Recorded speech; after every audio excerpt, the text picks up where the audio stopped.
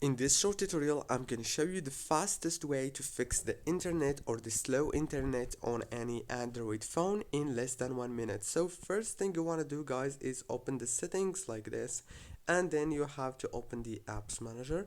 Now on this page you will find the apps that you have on your phone. So all what you want to do here is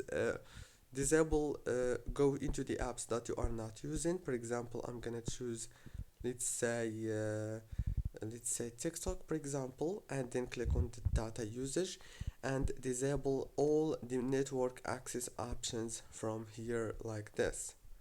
After you disable them, go back and do the same thing with all the apps that you are not using, and then go back, click on the wireless and networks in the settings, and go into the airplane mode, enable it and disable it, and then you have to go back again, click on device connectivity, and make sure that the Bluetooth is off, and also the Huawei share if you have anything like this. So everything should be off. Don't forget to like, subscribe.